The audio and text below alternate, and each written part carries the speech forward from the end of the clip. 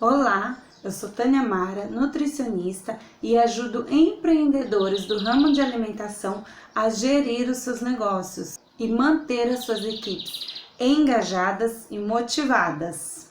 No vídeo de hoje, eu vou falar sobre a legislação de alimentos. No quesito de documentação, o que é necessário para você ter no seu negócio, quem precisa desses documentos. Então vamos lá?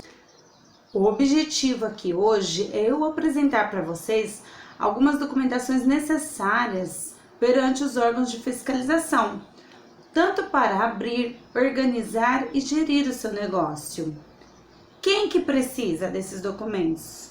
Quais as empresas? Bom, às vezes tem muitas dúvidas. Mas eu tenho uma empresa pequena, familiar, eu preciso de todos esses documentos? E para que serve? Às vezes, algumas pessoas me perguntam, nossa, mas esse monte de documento, é necessário realmente tudo isso mesmo? Para que tanta exigência? Para que tanta coisa? É só para prejudicar o nosso trabalho? Algumas pessoas acreditam que essa legislação, essa fiscalização, ela só prejudica o trabalho deles, que o governo está ali só para atrapalhar. E não é isso. O que eu vou mostrar para vocês aqui nesse vídeo é para que serve essa legislação, por que nós temos que seguir ela, qual que é a finalidade, ou seja, empresas de ramos específicos que trabalham com a saúde da população, ela tem uma série de regras. Como, por exemplo, a indústria farmacêutica, ela produz medicamentos. O que aconteceria se não tivesse uma legislação e uma fiscalização eficaz? Produziriam medicamentos que não fazem nenhum efeito para a nossa saúde? Quem que ia controlar isso, né? Como que eu ia ter certeza que eu ia ter a cura de um problema de saúde se eu não sei como é fabricado aquele medicamento? É um ramo também que mexe com a saúde da população. A mesma coisa serve para hospitais, clínicas. Mas o que a alimentação tem a ver com tudo isso? A alimentação, na verdade, ela também mexe com a saúde da população. Porque a população em si, ela vai buscar um alimento que ela vai consumir e o corpo dela vai transformar aquele alimento, ele vai passar por todo um metabolismo, por todo um processo que não vem ao caso nesse vídeo, mas ela vai passar por um processo e vai mexer com a saúde das pessoas, porque ali pode ter uma contaminação grave que pode levar a pessoa a uma intoxicação alimentar muito forte ou de repente até um óbito, né? E aqui nós vamos ver para que serve tudo isso também. Os serviços de alimentação, como eu disse, alimento é coisa séria. A legislação, nós temos muitas legislações no nosso setor, tem legislação federal, estadual, municipal, tem muita legislação e às vezes as pessoas ficam perdidas, não sabem qual seguir, onde procurar, o que fazer. Então, as informações, elas são desencontradas. E onde eu acho isso? Onde? Muita gente não sabe onde procurar. E eu vou estar falando aqui para vocês quais são as legislações, onde procurar essas legislações, qual que encaixa no meu setor, no meu ramo de alimentos, como que isso entra na minha vida, né? E o passo a passo para quem deseja se estruturar em relação à legislação, a essa realidade do mercado. Alimento não é só saber cozinhar. Nós precisamos saber de toda a parte burocrática também. Nós temos a parte estrutural, operacional, de documentação, toda a parte administrativa, financeira. É uma empresa muito complexa. Então, se você entra nessa área de alimentos achando que só saber cozinhar basta, tá enganado. Você precisa aprender como fazer isso. Então, vamos lá. Quais são as empresas envolvidas neste processo? Eu coloquei aqui alguns exemplos, nós temos mais empresas, mas os exemplos mais comuns: restaurantes, padarias, confeitarias, cafeterias, bares, lanchonetes, pizzarias, Hotéis que também servem alimentação, ou seja, café da manhã, almoço, que tem manipulação no local. Varejão, alguns também têm manipulação no local, que é corte de fruta, vende em bandeja, vende algo congelado, vende um suco de frutas. Então, esses varejões que têm manipulação de alimentos. Açougue também precisa, ele se encaixa nessa legislação de alimentos e tem até algumas mais específicas ainda. Sorveteria também, manipulação, entra. Food truck, empreendedor individual, MEI, ele também tem muitas legislações, ele também se encaixa na federal, que nós vamos estar falando aqui, porque tem manipulação de alimentos. Então, todo local que fabrica e manipula alimentos precisa seguir as regras da legislação e tem toda a documentação também para providenciar no seu negócio. E essa legislação sanitária, nós podemos começar aqui pela sua cidade. Muitos municípios, eles têm o sistema Via Rápida Empresa, que é o VRE, e é mais integrado, mais um sistema de licenciamento integrado. Então, alguns municípios ainda não chegou essa informatização e ainda tem que ser no papel. Você precisa ir na prefeitura, precisa pegar documentos, planilhas, preencher, levar tudo para protocolar ali sua entrada, fazer toda a sua parte burocrática. E alguns lugares ainda são separados, mas a maioria das cidades já está com esse sistema onde ela integra tudo. Ela integra prefeitura, vigilância sanitária, corpo de bombeiros, CETESB, o E-Social, tudo é integrado e vai para um banco de dados onde a Receita Federal também tem acesso. Toda a documentação que é solicitada está lá nesse sistema. Então, ele acaba simplificando um pouco esse processo que antes nós tínhamos que ir em vários órgãos separados. Hoje você não tem mais essa necessidade nas empresas que já tem isso, um único sistema e já está tudo acoplado. A principal resolução, começa tudo aí, a resolução RDC 216, ela é de 15 de setembro de 2004. É da Anvisa e é federal, ela tem uma abrangência a nível Brasil por ser federal. Todos os estados, municípios, todos os locais do Brasil precisam seguir essa legislação federal, que a Anvisa ela é o órgão máximo. Então, tudo que você precisa saber sobre legislações, porque a Anvisa ela não cuida só da área de alimentação, ela cuida de várias outras áreas que está ligada à saúde da população. E nós temos Código Sanitário do Estado, então cada estado tem o seu Código Sanitário que vai acrescentar a legislação, resolução ali da Anvisa. Então você segue a 216 mais o Código Sanitário do seu estado ou do seu município, as portarias estaduais também e as municipais. Então, o que você precisa? Verificar a legislação federal, a estadual e a do seu município. Nós temos que responder para todos esses órgãos, sendo que a federal é o órgão máximo. E nós temos também legislações específicas por setor, ou seja, para quem produz gelo ou para quem vende, trabalha também com águas minerais, garrafinhas, para hortifruti, açougue, pescados, farinhas e cereais, rotulagem e embalagem, bebidas, orgânicos, os produtos orgânicos, leite derivados, alimentos prontos, os semi-prontos para o consumo. Então vocês podem ver que tem uma gama aí de empresas relacionadas ao ramo de alimentação e além de seguir toda essa legislação que eu falei para vocês, tem também legislações específicas por setor de produção, de fabricação e que precisa também estarem verificando e seguir essa legislação. E o passo a passo, então, para isso? Se você está abrindo uma empresa ou você já tem, quer mudar o local, ou precisa se estruturar, de repente você abriu a sua empresa e não é estruturada e precisa se estruturar, tá? Ou recebeu uma visita da fiscalização que exigiu também. Qual que é o passo a passo que você deve seguir? Nós temos aqui a viabilização do ponto. O que é isso? Eu vou verificar na prefeitura se aquele local onde eu quero ter o meu ponto ali, que eu quero montar a minha empresa, é permitido naquela região ter aquele tipo de empresa, aquela atividade fim.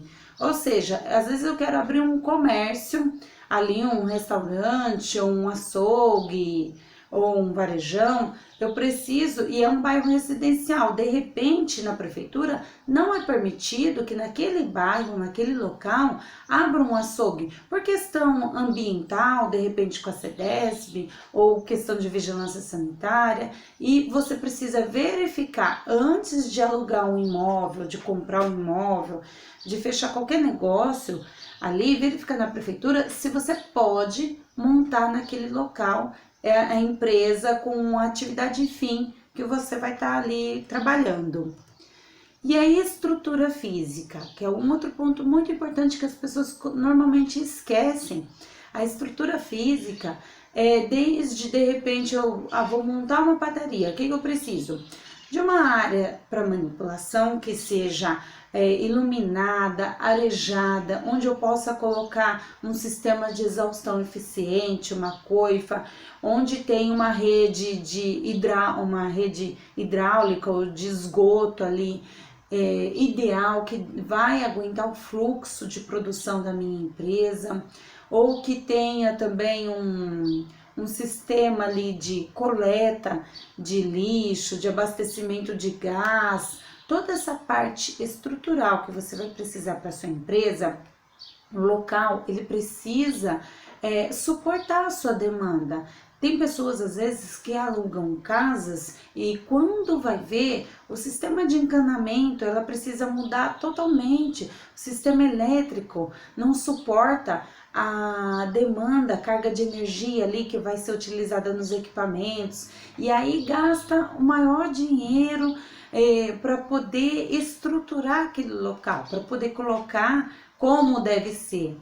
Então, antes de você abrir o seu negócio, de você mudar, é legal que você olhe a planta do local e verifique toda essa estrutura física, seja de energia, seja de água, seja de esgoto, seja a parte ambiental, a de iluminação, de ventilação, tudo isso é legal que você, então, conheça a legislação para saber o que você tem que avaliar nessa parte estrutural, para que você não compre gato por lebre e tenha dores de cabeça lá no futuro, ok?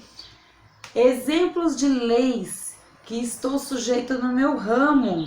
Então aqui eu vou colocar alguns exemplos para vocês terem uma ideia. Porque eu tenho lá a RDC 216 que eu falei para vocês federal, mas dependendo do estado que você tá e da cidade que você tá, tem as legislações específicas. Por exemplo, o cardápio Braille. Eu já vi cidades que exigem todos os comércios de alimentação que sejam abertos ao público, que tenha algum tipo de cardápio, não só ali o cardápio em papel impresso que você recebe na mesa para ler, mas empresas que tenha um cardápio num painel ou que tenha em algum local para as pessoas escolherem o produto, é obrigatório que tenha uma versão em braille também, que aí entra a parte de inclusão social. Não são todos os lugares que exigem. Então, por isso que eu falo para vocês. Aí eu tenho aqui rotulagem com informação nutricional e que envolva ali alimentos alergênicos, potencialmente alergênicos, que tenha também ali prazo de validade. Algumas cidades, nós temos também outras legislações que falam da obrigatoriedade de rotulagem. Nem todo negócio de alimentação é obrigado a ter. Então, por isso que você precisa estudar o seu ramo, se precisa ou não. Mas é um diferencial, que nós vamos estar falando também sobre isso. Mas para quem é obrigado, se você não tiver ali na sua embalagem, de repente essa rotulagem com a informação, ou for revender para outras cidades, de repente a sua não é obrigado ter, mas em outro município que você revende o seu produto é obrigado. Então você precisa ver também desses municípios onde você vai distribuir, ou do estado onde você vai distribuir, se lá é obrigatório ter, porque aí você precisa colocar no seu produto essa lei também. E a legislação específica, por exemplo, aqui, eu tenho uma para peixes que eu coloquei, Rio Grande do Sul. Na verdade, são os negócios que mexem com a gastronomia oriental, a culinária japonesa, né, que são as temaquerias também e outros. No estado do Rio Grande do Sul, na cidade de Porto Alegre, saiu uma resolução para essas empresas, que lá diz como deve ser o recebimento do peixe, quais os critérios, só pode utilizar peixe congelado ou pode utilizar peixe fresco também. Lá está descrito tudo isso, como é a questão do arroz deles, que é o charri ou o gohan que eles trabalham, como que deve ser a manipulação desses alimentos. Então tem critérios específicos, porque até então em muitas cidades, em muitos municípios não tem esses critérios. E aí começou a surgir muita temaqueria, muita empresa, né, nessa área de culinária oriental e que não segue critério nenhum, que é um pouco diferente da nossa gastronomia brasileira, porque eu já trabalhei, já fiz consultoria em temaquerias e é totalmente diferente. Tanto a questão dos produtos perecíveis, quanto ao armazenamento, quanto à manipulação, são alimentos que em sua grande maioria são consumidos crus. Então, o risco de contaminação, de intoxicação alimentar é muito maior. E por isso surgiu essa lei específica nessa cidade. Não sei se vai ser ampliada para as outras cidades, para os outros estados. É bem possível que futuramente seja. Então, vocês precisam estar atentos a isso também. Responsável técnico. A legislação federal, ela exige também que tenha um responsável técnico no seu ambiente, ali do seu estabelecimento, e algumas portarias estaduais também exigem isso, mas só da federal pedir, todos os lugares precisam ter. Aí você pode perguntar, mas eu sou MEI, só eu que trabalho na minha empresa, ou só eu e mais uma pessoa. Então, quem é o responsável técnico? Para empresas pequenas, tanto como MEI, como pequenos restaurantes, padarias, temaquerias, varejão, açougue, você pode, o próprio dono, ser o responsável técnico, ou ter um funcionário que seja o seu responsável técnico. Mas essa pessoa, ela precisa ter cursos específicos na área de vigilância sanitária, de legislação, na parte estrutural, de documentação. Então, muitas vezes as pessoas acreditam que só ter aquele curso de boas práticas, de manipulação é o suficiente. Nem sempre esses cursos de boas práticas, eles dão um conteúdo todo que é necessário que você saiba ali para a sua empresa. Muitas vezes você faz esses cursos e não sabe ainda quais são as legislações que englobam a sua área, ou então você não sabe produzir uma documentação, não sabe receber uma visita de um fiscal. Tudo isso, o responsável técnico ele tem que ser preparado para que ele entenda, implemente na empresa ali, faça com que as outras pessoas também sigam essas regras e para que ele consiga também responder pela empresa perante esses órgãos de fiscalização, perante todos os órgãos municipais, estaduais e federais ali que a gente tem referente ao nosso ramo de alimentos. E os treinamentos? Além desse responsável técnico também ter o seu treinamento, todas as pessoas envolvidas no processo ali da sua empresa, desde da parte de compras até a parte de atendimento, precisa ter treinamentos específicos para sua área e treinamentos que contextualizam todo o serviço de manipulação de alimentos, como por que precisa fazer daquela forma, por que tem que ser daquele jeito e não de outro. Toda essa parte de manipulação tem que constar em treinamentos. E em alguns locais, o próprio responsável técnico dá esses treinamentos, mas para ele dar esses treinamentos, supervisionar e exigir também da equipe, ele precisa estar muito bem treinado e conhecer muito bem a área também. O PCMSO e o PPRA também faz parte da legislação, é obrigatório, até mesmo naquele sistema integrado das cidades que eu falei que já tem, ele também exige lá no e-social, já está acoplado. Hoje o e-social, se você tem um funcionário ou mais, você já é obrigado a se cadastrar no e-social e já é obrigado ter o PCMSO PPRA, que é um programa de controle médico de saúde ocupacional e um programa de prevenção de riscos de acidentes. Esses programas não é somente o seu funcionário ir lá numa clínica e fazer um exame admissional, aí depois uma vez por ano ela faz um exame periódico, ou quando ela vai sair, o exame demissional. Na verdade, esse programa ele tem que ser um conjunto com uma empresa terceira que vai avaliar o seu negócio. Ele vai lá no seu negócio, ele vai medir, verificar os riscos que você tem ali, ambientais, estruturais, vai verificar o ruído, a frequência de ruído, se tem de repente o sistema de exaustão, se é muito deficiente, tem muita fumaça, isso pode prejudicar de repente a saúde do seu funcionário. Ele vai avaliar todos os riscos e o de saúde ocupacional também vai verificar todas as atividades que você tem na sua empresa, as rotinas,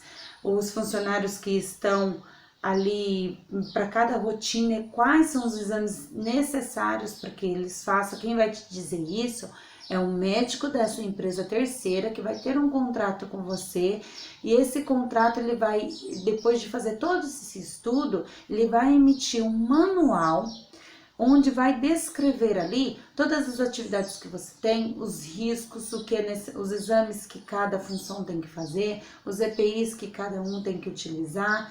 Tudo isso vai estar descrito ali, vai ser um roteiro para você seguir na sua empresa com seus funcionários, independente se você entrou funcionário novo, saiu, mudou, sempre vai seguir aquele mesmo fluxo, aquela rotina. Manutenção de equipamentos ou estrutura física, como caixa d'água, caixa de gordura, coifa, também é uma exigência, um exemplo aqui de uma exigência da nossa lei federal. Aí eu tenho leis estaduais, municipais que reforçam isso também, mas a nossa federal, ela já fala dessa manutenção de equipamentos que muitas empresas não têm essa parte de manutenção.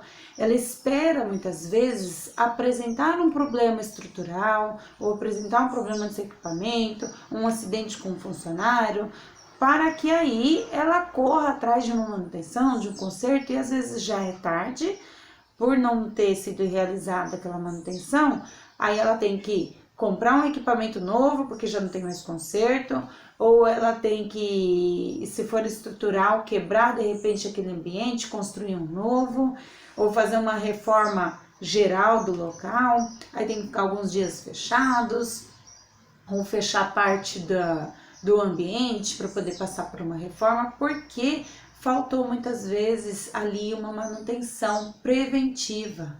E onde eu devo verificar quais legislações que eu estou sujeita no meu ramo? Que aí vem a dúvida, né? Nossa, Tânia, você tá falando de tudo isso, muita coisa técnica, muita lei, eu já tô perdido. Onde eu tenho que verificar isso tudo para o meu negócio? Você deve primeiro ir na vigilância sanitária da sua cidade, dizer o que se trata a sua empresa, qual é a sua atividade fim, tudo que você tem ali, e verificar com a vigilância quais as leis que você está sujeito ali na sua empresa. A prefeitura também é o segundo lugar onde você deve ir, porque a viabilização de ponto, a parte também de estrutura física, você também vai verificar ali na prefeitura. Então você já foi na prefeitura e na vigilância sanitária, verificou tudo que precisa, eles vão te passar a legislação para você poder estudar na sua casa e organizar o seu plano de negócios. E em terceiro, na Anvisa. Ah, mas a Anvisa é um órgão federal. Então, como que eu vou fazer? Eu vou lá na Anvisa? Não, tem um site da Anvisa. Eu vou até disponibilizar aqui embaixo na descrição o link para o site da Anvisa, onde tem ali um índice com todas as legislações. Você vai escolher lá nesse índice eletrônico, você vai ver o seu ramo, com o que você trabalha, e vai entrar ali e ele vai te mostrar as leis federais que está sujeito no seu ramo. Então, a vigilância sanitária, ela tem ali a legislação municipal, legislação estadual, mas às vezes ela pode acabar esquecendo de passar alguma federal que é mais específica para o seu ramo. Então, você pode ir lá nesse site da Anvisa, vai lá nesse índice eletrônico, verifica o seu ramo de atividade, vê lá as leis que você está sujeito, estuda lá e aplica na sua empresa. Então, depois você olha aqui na descrição do vídeo e pega, entra no link e verifica lá. Então, tudo isso são itens que devem constar no meu plano de negócios. E por que isso? Quando você faz um plano de negócios, você precisa colocar ali o serviço que você vai oferecer, o que você precisa, qual é o seu planejamento de funcionários, qual é o seu planejamento de equipamentos, qual a produção, quantas pessoas você pretende atender por dia, ou quanto você pretende produzir por dia. Tudo isso tem que entrar no seu plano de negócio, porque você precisa saber quanto você vai gastar e quanto você vai receber. Né? O plano de negócios para quê? É para você ter em mente se o que você está abrindo vai te trazer lucro ou prejuízo. Por isso que muitas empresas fecham no início, porque tem problemas no plano de negócio, porque não fez corretamente.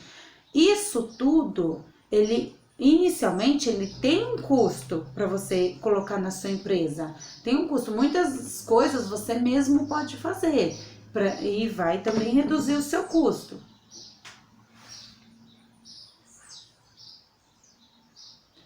Tudo isso, muitas coisas você pode fazer e reduzir o seu custo também, mas você precisa pôr no papel tudo, desde a questão estrutural. Se de repente você precisa aumentar alguma parte de encanamento ou uma parte elétrica, ou se você precisa colocar uma caixa de gordura, um sistema de ventilação mais eficiente, vai gastar mais com uma coifa ou com um exaustor maior, tudo isso representa também um custo. Então ele tem que estar no seu plano de negócios para você saber quanto você vai gastar ali para estruturar todo o seu negócio e saber qual vai ser o tempo de retorno disso, quanto que você vai entrar lá no preço depois de venda do seu produto. Porque a hora que você for calcular o seu preço de venda, tudo que você gastou ali, que está no seu plano de negócio, que está nessa sua parte de estrutura, ele tem que ser diluído também, porque senão ele vai representar prejuízo para você a longo prazo e você não vai conseguir se manter por muito tempo. Tudo isso você precisa saber e colocar lá. Então eu vou colocar aqui, trouxe para vocês uns exemplos de alguns itens da legislação, porque isso que eu falei para vocês, é um custo, mas não é um custo desnecessário, é muito importante, é isso que eu quero que vocês entendam. Então, esses exemplos da importância de alguns dos itens, como por exemplo o cardápio Braille, mesmo que sua cidade não exija, não seja obrigado, ele representa o que? Um custo para você? Ele pode até ser no início um custo, mas da mesma forma que você gasta ali para fazer um cardápio para os seus clientes, um cardápio padrão, você também vai gastar para fazer um cardápio Braille. E você vai atingir uma gama de clientes diferenciados, vai ter um campo maior, vai introduzir acessibilidade na sua empresa, você vai ser visto como uma empresa diferenciada. De repente eu tenho ali em uma família, vai vir um grupo de amigos na sua empresa, no seu comércio, de 10 pessoas. E uma das 10 pessoas, de repente, é cadeirante. Se você não tem estrutura para receber esse tipo de público, e o restaurante do vizinho ou a lanchonete do vizinho tem essa estrutura, isso vai ser um quesito de escolha daquele público. Ele vai procurar um local que tenha essa inclusão social, que tenha também uma acessibilidade para aquela única pessoa. Então, todo o grupo vai naquele local, porque ela tem um diferencial e você vai perder também uma clientela.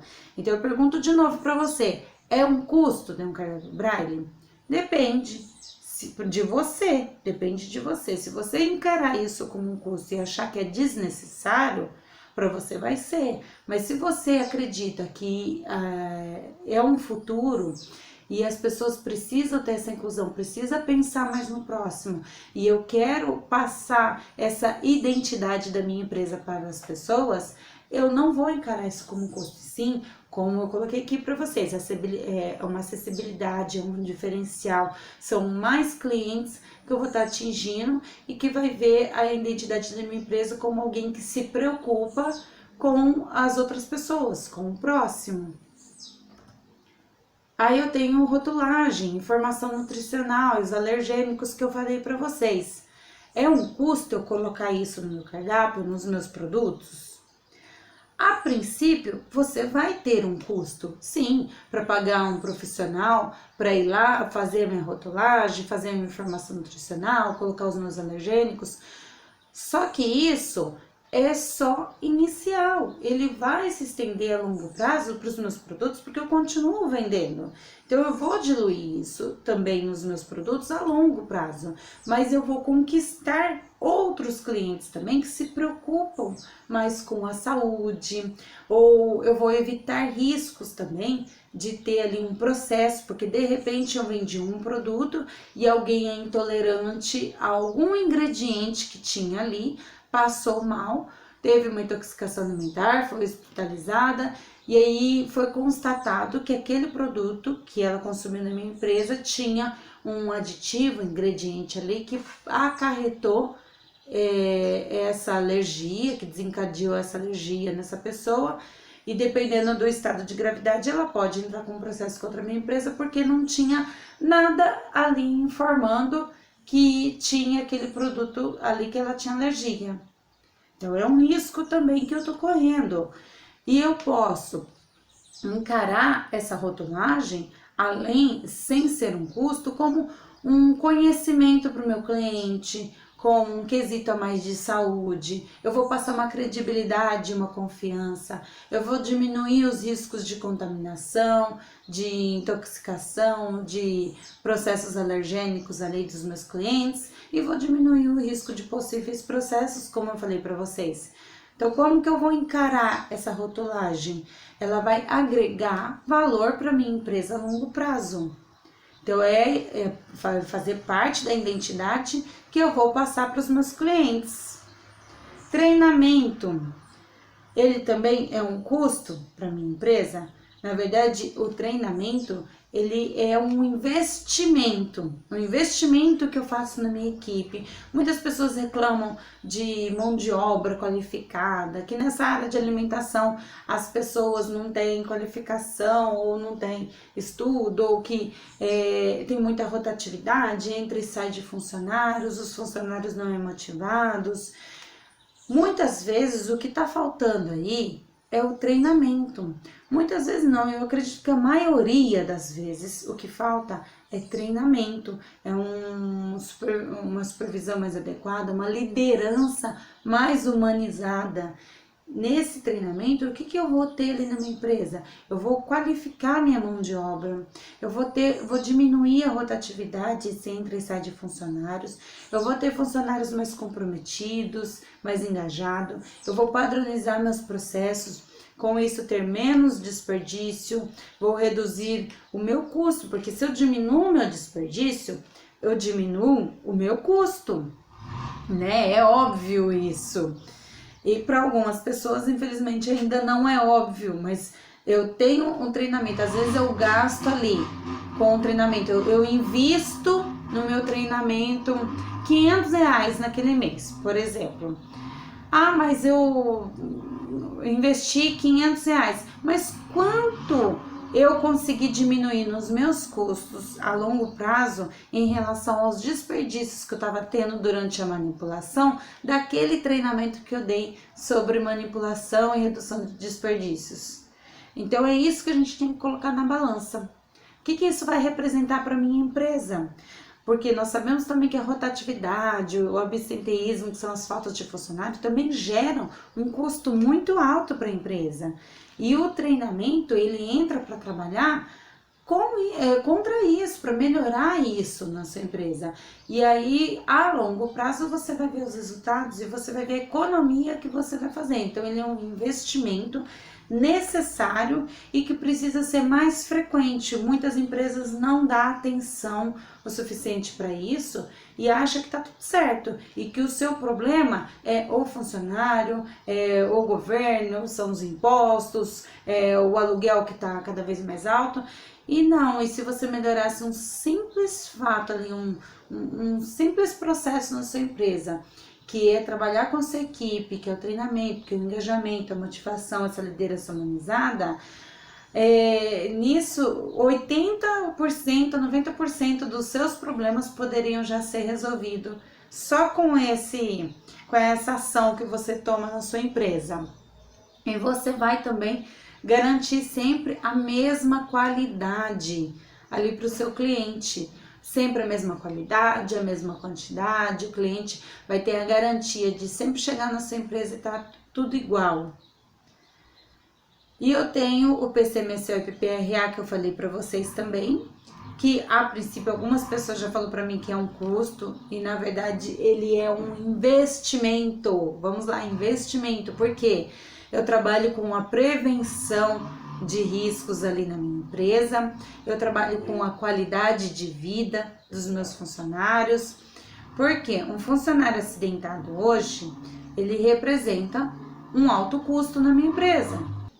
Por que ele representa esse alto custo? Porque é um afastamento, é funcionário que eu tenho que contratar freelance para suprir a falta daquele funcionário, ou vai sobrecarregar a minha equipe. Com isso, aumenta os meus custos. E se eu tenho esse programa de prevenção de riscos, de acidentes, de saúde ocupacional dos meus funcionários, eu vou diminuir os riscos de afastamento, de acidente, vou melhorar a qualidade de vida do meu funcionário, também porque nós sabemos que não só um acidente físico ali na empresa, como também um problema mental, que hoje nós temos muitas pessoas que às vezes o psicológico está abalando muito, então as pessoas estão se afastando devido a depressão, insônia, estresse. Tudo isso está levando também a afastamentos, que está ali dentro da qualidade de vida da minha empresa. Então são problemas psicológicos, às vezes até um acidente físico ali, ele vem de repente de um problema que a pessoa está tendo psicológico. E esse programa de médico ocupacional, de prevenção de risco, quando bem feito e bem implementado na empresa, ele vai te ajudar a reduzir muito também os custos com isso, em questão de funcionários, de prevenção de riscos e qualidade de vida. E os documentos necessários? Vamos lá. Eu vou listar para vocês alguns agora que vocês precisam para sua empresa. O que a legislação pede? Eu tenho ali, o Manual de Boas Práticas. Esse manual de boas práticas, muita gente fala assim, mas eu tenho que fazer um manual, e aí para que eu vou fazer isso? Ou então, a fiscalização veio aqui me pedir manual, aí ele vai lá, às vezes no vizinho, você tem esse manual? Tira uma cópia e coloca na sua empresa. Eu já vi pessoas que tirou a cópia do manual do vizinho e trouxe para sua empresa. Por que ele fez isso? Porque não tem noção do que é um manual de boas práticas. Primeiro a gente precisa saber o que é. É como eu chegar numa empresa, numa loja, vou lá numa loja de eletrônicos e eu vou comprar uma televisão. E aí vem o manual da geladeira. Eu chego na minha casa, vou instalar minha televisão, lá tem aquele monte de botão, aquele monte de função, pego o controle, aquele monte de coisa que vão me perder. Aí o que que eu faço? Pego o manual da minha televisão para ver o que é cada função, como que eu vou utilizar tudo aquilo. Quando eu olho, é o manual da minha geladeira. O que que eu vou fazer com o manual da geladeira para televisão? É óbvio que você vai ligar e vai reclamar. O manual veio errado. O que que precisa vir naquele manual? As peças que compõem aquele produto, o tempo de garantia, a fabricação, ele tem que ter o telefone da empresa, um endereço, um departamento de saque, de atendimento ao consumidor, ele precisa ter ali as funções, como funciona cada função, um passo a passo, explicando. Então você vai lá, a qualidade da imagem, como que eu faço para gravar, como que eu faço para acessar a internet, aqui colocar um filme na minha TV. Então tudo isso ele vai ter uma explicação ali no manual, um passo a passo. E o manual de boas práticas da sua empresa é a mesma coisa. Ele retrata todos os departamentos da sua empresa, as atividades que você tem ali, os funcionários que trabalham com você, a quantidade, como que você manipula seus alimentos, onde você armazena, de quanto em quanto tempo que você realiza as compras, onde que é o seu estoque, como que é o seu sistema de exaustão, o seu sistema hidráulico, elétrico, como que você trabalha no seu atendimento, onde que você faz a parte de saúde médico-ocupacional, tudo isso vai estar ali no seu manual de boas práticas, tudo isso vai estar relatado, como que é toda a sua parte estrutural, operacional e de documentação, tudo isso vai relatar ali. Então, você tem que ter um manual de boas práticas da sua empresa. Alguém chegar ali e vai falar, olha, cadê o seu manual? Ou até o seu funcionário. Cadê o manual? Ele vai ter ali para consultar e ele vai ver tudo, qual que é o objetivo da empresa, o que que faz, o que que produz, como que é feito, tudo isso no seu manual. Aí você tem também os POPs, são os procedimentos operacionais padronizados. O que que é isso? Algumas tarefas nós temos ali uma padronização. Então, por exemplo, eu vou ali na minha área de manipulação de hortifruti para preparo. Como que é feito? É feito o recebimento daquele do vegetal, aí é feito a limpeza de tal forma, coloco numa solução clorada por tanto tempo, com X produto, Y de água, utiliza tudo isso um passo a passo. Mas é óbvio, não é óbvio nem para quem trabalha na área de alimentação. Muitos e muitos funcionários, eu tive que durante o treinamento, tive que falar sobre isso, acompanhar durante o processo e colocar no local de trabalho esse documento que relata o passo a passo como deve ser, porque eles esquecem como tem que ser, ou até mesmo com o tempo a pessoa vai fazendo tão automático aquilo que aí ela acaba pulando etapas, que é normal isso do cérebro humano. A gente quer cortar caminho, a gente quer pular etapa, e com o tempo ele vai pulando tanta etapa que quando você vai fazer uma supervisão ali, vai verificar, a pessoa ela já não faz mais nenhum item 2, 3, 4, ela só limpa, corta e vai para frente, ela nem clora mais aquele legume, aquele vegetal. Então ela pula etapas. E quando eu tenho esses procedimentos padronizados ali, essas fichas afixadas ali em cada local, o funcionário ele tá vendo aquilo. E a pessoa que está supervisionando também está vendo, está olhando. Então ela tem como cobrar do funcionário como deve ser feito. E a legislação, ela tem alguns procedimentos que ela já diz lá, que ela cita, esses procedimentos você precisa ter esses documentos, que limpeza de caixa d'água, higienização de hortifrutis, limpeza de coifa, manutenção de equipamentos, controle de saúde de funcionários, treinamento. Então alguns já é obrigatório, e aí conforme cada empresa você vai colocando novos, você vai criando os seus próprios processos, definindo ali a sua padronização. Tem empresas que têm 20 processos, tem empresas que têm 10. Depende de cada empresa e com o tempo você vai sentir essa necessidade e você vai implementar. Então, pelo menos os obrigatórios lá pela legislação, que na RDC 216 mesmo já tem listado alguns obrigatórios, você precisa ter na sua empresa, mesmo que seja pequena. Aí eu tenho as FISPIC, que são as fichas de informação de segurança para produtos químicos. O produto químico, ele tem, para serviço de alimentação, ele tem uma série de regulamentações. Então, você precisa ver ali se aquele produto ele tem um rótulo, se ele é liberado pelo Ministério da Saúde, se é próprio para cozinhas, para áreas de manipulações. Por exemplo, desinfetantes com cheiros não é permitido na área de manipulação, ali na empresa. O que você tem que usar? São hipocloritos, álcool 70%, isso tem na legislação também. Você precisa ter ali produtos que são permitidos, que tenha rotulagem adequada, porque se acontece também um acidente com seu funcionário, ali no rótulo, geralmente tem o que fazer, qual é o seu procedimento, tem um telefone de atendimento ao consumidor que você pode verificar. E se um funcionário seu se acidenta com um produto que não é regulado pelo Ministério, além de você ter que afastar aquele funcionário dependendo da gravidade do acidente, você ainda vai sofrer um processo, pode ser tanto por parte do funcionário, mas vai sofrer um processo também pelo próprio Ministério Público, porque você não está agindo da forma correta, porque você está com produtos clandestinos na sua empresa. E isso não é permitido, principalmente na área de alimentação.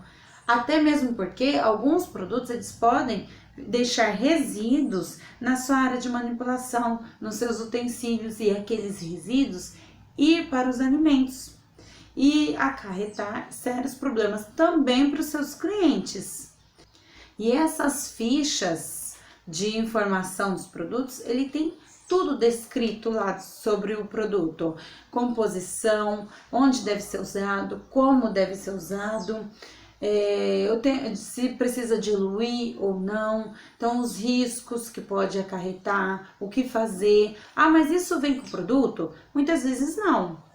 Então, por exemplo, uma água sanitária, ela não vem todas as informações no rótulo. O que eu faço? Eu entro no site do fabricante lá do produto e aí você procura pelas fichas técnicas, e o próprio site do fabricante, ele já tem essas fichas, então você pode fazer um download ali, baixar no seu computador, ou imprimir, colocar na sua pastinha, porque nem sempre no computador, se de repente acontece algum problema, você vai correr ali no computador, consultar e ver o que tem que fazer. Às vezes é legal você ter impresso ali mesmo uma pastinha e colocar todas as fichas dos produtos de limpeza, de higiene que você usa ali, os produtos químicos que você usa ali na sua empresa. Os ASOs, que são os atestados de saúde ocupacional de cada funcionário, ele deve constar também ali na sua pasta de documentos. Então você tem a sua pastinha, coloca ali os ASOs de todos os funcionários que eles estão liberados para poder manipular alimentos. Aí o PPRA e PCMSO, que também é o documento que você vai ter ali o manual, e vai ter, junto com a sua pasta de documento, eles vêm uns caderninhos, os manuais de cada um deles, e você vai guardar junto também. As fichas de EPI, que são os equipamentos de proteção individual, você utiliza ali óculos de proteção, sapato antiderrapante. O seu sapato antiderrapante, ele tem que ter um selo, um selo de inspeção do órgão federal, de que aquele sapato realmente é antiderrapante, que você pode utilizar dentro da cozinha. Então, os equipamentos de proteção individual, eles também têm que passar por normas da ABNT, eles têm que ter os selos de qualificação. Então, eu não posso comprar qualquer equipamento. Eu tenho que ir numa loja específica também e comprar equipamentos que tenha esses certificados e que tem as garantias. E eu preciso ter tanto a fichinha de EPIs que vai para os meus funcionários, que eles assinaram, que receberam esses equipamentos, porque precisa assinar para comprovar que eles receberam o equipamento, como também o certificado de uso desses equipamentos, que eles são liberados realmente para ser utilizado. Ordem de serviço de segurança, que são também as nossas ITs, as instruções de trabalhos. Essas ordens são documentos para cada função, eu tenho que ter descrito ali as tarefas, os equipamentos que precisam ser utilizados, horários, os riscos que tem. Então, por exemplo, eu vou ter uma ordem de serviço de segurança para a função cozinheiro. Então, cozinheiro, qualquer pessoa que seja cozinheiro na minha empresa vai ter a mesma ordem de serviço de segurança. E a IT, que é a instrução de trabalho. Aí eu tenho auxiliar de cozinha, uma coisa, eu tenho padeiro, outra coisa, eu tenho chapeiro, eu tenho balconista. Para cada função, eu preciso ter a minha ordem de serviço de segurança. Fichas de treinamentos. Essas fichas você também precisa ter na sua pastinha de documento, que é o quê? Todos os treinamentos que você dá ali para os seus funcionários, eles precisam assinar. Você tem que constar ali naquela fichinha a data que foi dado do treinamento, o que foi falado naquele treinamento, o nome do funcionário, a função dele, e ele precisa assinar. E essa fichinha fica na sua pasta para comprovar que todos aqueles funcionários passaram por todos aqueles treinamentos. Porque a legislação ela também coloca alguns treinamentos obrigatórios, que é o mínimo que os seus funcionários precisam fazer. E dono de estabelecimento, gerente, também todos devem fazer os treinamentos. Não é só quem está na área de manipulação, ok? Então, você que é dono, gerente de um negócio de alimentação, precisa também fazer todos esses treinamentos e tem que constar lá na sua fichinha. 9. O laudo de potabilidade de água e higienização de caixa d'água. Isso também tem que estar lá na sua pastinha, no seu documento. Esse laudo de potabilidade de água e higienização de caixa d'água. A higienização da caixa d'água tem que ser feita a cada 6 meses, conforme a legislação pede. Geralmente é uma empresa terceira que vem na sua empresa, faz toda a limpeza da caixa d'água e ela te emite um laudo, um certificado. Então você precisa ter também a documentação dessa empresa, de que ela realmente tem o alvará de funcionamento dela, de que ela fez a higienização, como que ela fez essa higienização, quais produtos ela utilizou ali na limpeza. E o laudo de potabilidade de água, ele é mais exigido nas empresas que fabricam gelos, que trabalham com água, que aí você tem que coletar a amostra da sua água, mandar para um laboratório que vai fazer uma análise e ver se está ok. O laudo de limpeza de coifa. A limpeza da coifa você também precisa ter os mesmos documentos. O alvará ali da empresa que é certificada, que ela faz essa limpeza, e um laudo de que ela limpou. A coifa também é um item obrigatório. Muita gente se esquece. E qual que é o tempo para mim fazer essa limpeza? O tempo, ele não tem nada que descreve de quanto tempo você tem que fazer. Geralmente, as empresas fazem de 4 a 6 meses, dependendo do seu uso. Empresas que não trabalham muito com frituras, ela pode ficar até mais tempo, até 1 ano, muitas vezes, sem fazer a limpeza. Mas empresas que trabalham muito, tipo fast food, lanchonetes, que trabalham muito com esse sistema de exaustão, muita gordura, a fritura ali, ela tem que fazer essa limpeza com um período de tempo menor.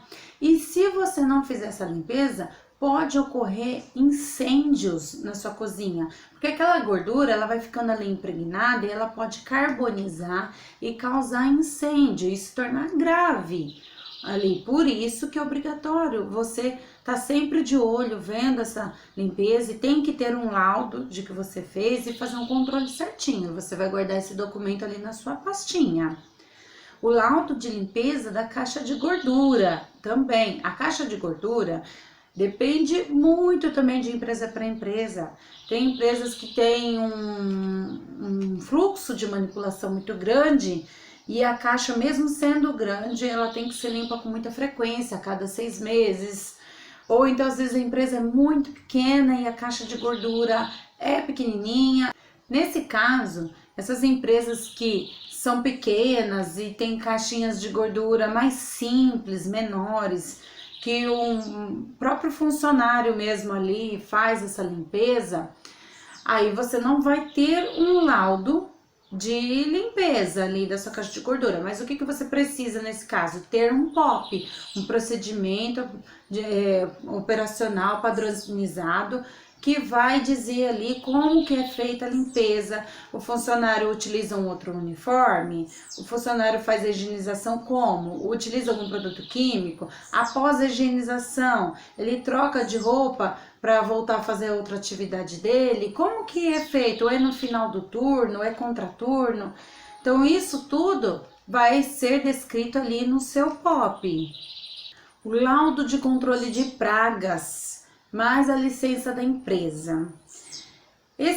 O controle de pragas, ele é essencial para todo o negócio de alimentação, todo. Mesmo que você produz na sua casa, tem uma empresa ali familiar, pequena, você tem que ter esse controle de pragas ali.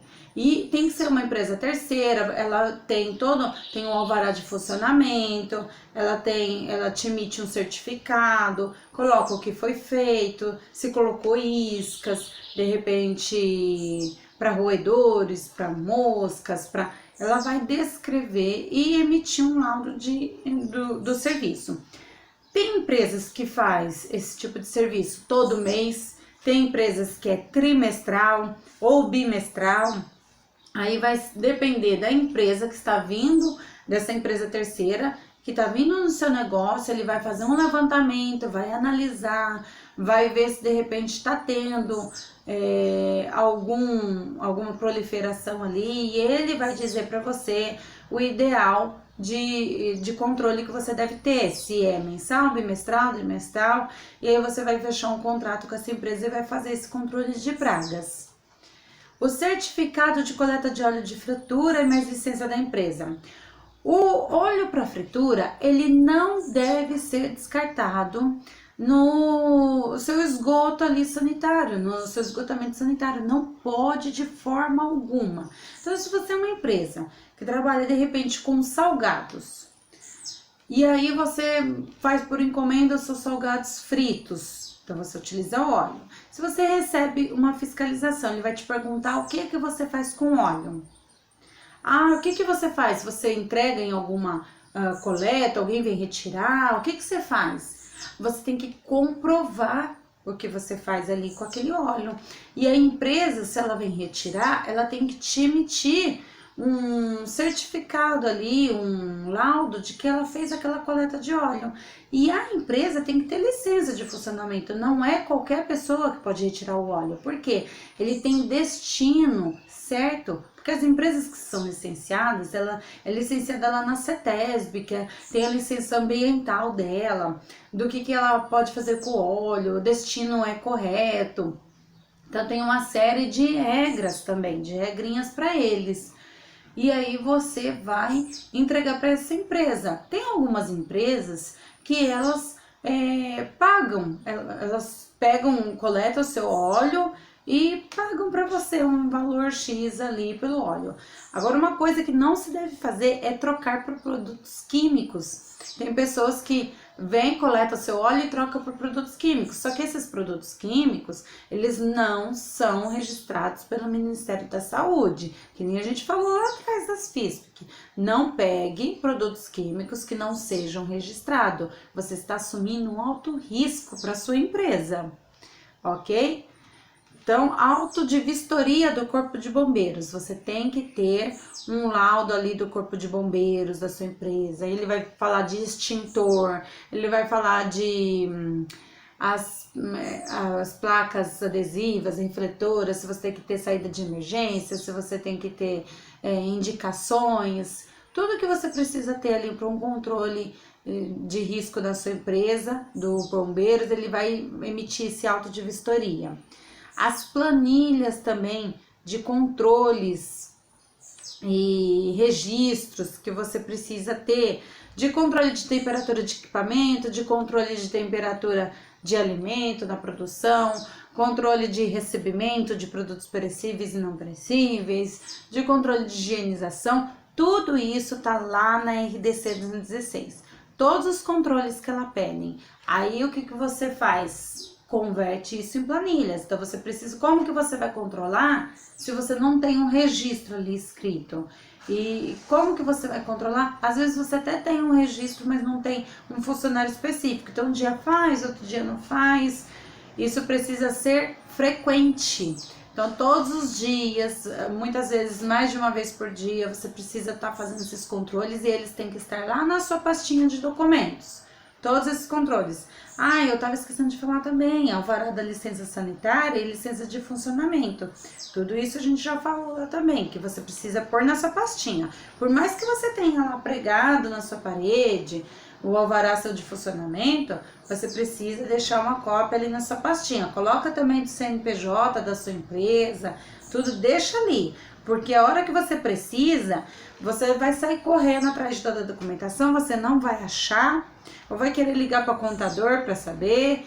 Então, vai dar a impressão que a sua empresa é uma empresa desorganizada, bagunçada. Então, deixa tudo ali na pastinha para ficar mais fácil a hora que você precisar, né? O certificado de capacitação do responsável técnico, como nós já falamos, o responsável técnico, ele precisa ter o certificado dele de capacitação. Não é só o curso de boas práticas, ele precisa conhecer todo esse processo, conhecer a legislação. E nós temos um problema que não tem tanto disponível escolas ou centros de educação que formem pessoas ou que ensinem a donos, gerentes, funcionários de serviço de alimentação a ser um responsável técnico. Então, o que você pode fazer? Ou chamar uma empresa terceira de consultoria, ou fazendo um curso também mais específico com empresas de consultoria, onde você vai conhecer todo o processo, ou trazer esse treinamento para dentro da sua empresa, onde todos vão se capacitar, vão conhecer todas as normas e você vai ser capaz de produzir os seus próprios documentos, receber uma fiscalização ali na sua empresa também, conduzir uma visita, ou até mesmo de um cliente seu, ou de um fornecedor que queira vir te visitar. Tem empresas pequenas, por exemplo, que às vezes elas querem fornecer para indústrias como marmitex para obras, ou também padarias, às vezes fornece coffee para outras empresas industriais, cozinhas grandes também, ela fornece produtos para eventos. E às vezes aquele cliente seu, da indústria, aquela empresa maior, ela vem te visitar para te qualificar como fornecedor. E para que você consiga fornecer esses seus produtos de coffee, de refeição ou de evento como um buffet, de repente, você precisa ser certificado como fornecedor. E eles fazem uma visita, muitas vezes a visita deles é muito mais criteriosa do que a da própria vigilância sanitária, do que a fiscalização. Tem empresas que eu já acompanhei o processo de auditoria que exigiu muito mais documentos do que eu estou falando aqui para vocês. E exigiu pessoas capacitadas, exigiu até formas de armazenamento diferentes do que ocorria ali na empresa.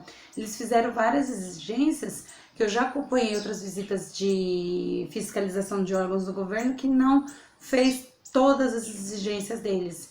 Então você precisa ver para onde você quer fornecer, como que você quer fornecer os seus produtos, se você quer ampliar a sua rede de clientes, se você quer aumentar ali a sua gama de produtos. Então você começa por esses documentos. Tem ali todos esses documentos na sua empresa e vai indo atrás e se adequando e verificando o que você precisa. Primeiro, quando você passa por uma fiscalização, por uma auditoria para se qualificar como fornecedor de uma outra empresa também, você já tendo todos esses documentos, já é 90% caminho andado. Porque você precisa ter isso também muito implantado. Não adianta só ter o documento se você não tiver isso implantado na sua empresa, enraizado ali, os seus funcionários seguindo tudo como deve ser. Então você precisa implantar isso ali, viver isso dia após dia. E o que você vai fazer? Primeiro, verificar lá na sua cidade o que a vigilância sanitária exige na sua empresa. Começa por aí, vai lá na vigilância sanitária, vê o que ela exige e aí você vem produzindo todos esses documentos e colocando em ordem a sua empresa, estruturando a sua empresa. Não é um processo do dia para a noite, nós sabemos disso, é um processo um pouquinho mais demorado, mas também não é motivo de procrastinação. Então não procrastine, estruture a sua empresa o quanto antes, faça toda a documentação e esteja preparado, não só para fiscalização, mas porque você se preocupa com o seu cliente, você quer fornecer um produto de qualidade e que não gere contaminação alimentar ali nos seus clientes, você quer também estar em dia com a fiscalização e você pode também abrir a sua gama sendo qualificado como um fornecedor para uma outra indústria grande ali do setor também de alimentação, ok? E aí os objetivos que nós falamos lá no início, são as documentações necessárias perante os órgãos de fiscalização que nós falamos para abrir, organizar e gerir. Não se esqueça que aqui na descrição tem o link para você entrar lá na Anvisa e ver o índice eletrônico deles com todas as leis. E falamos também quem precisa ter todos esses documentos, as empresas que manipula, que fabrica e para que serve. Eu dei alguns exemplos para que serve cada item da legislação. Então, não é simplesmente você tem que ter e ponto final. Não, você tem que ter por questão disso, nós falamos tudo.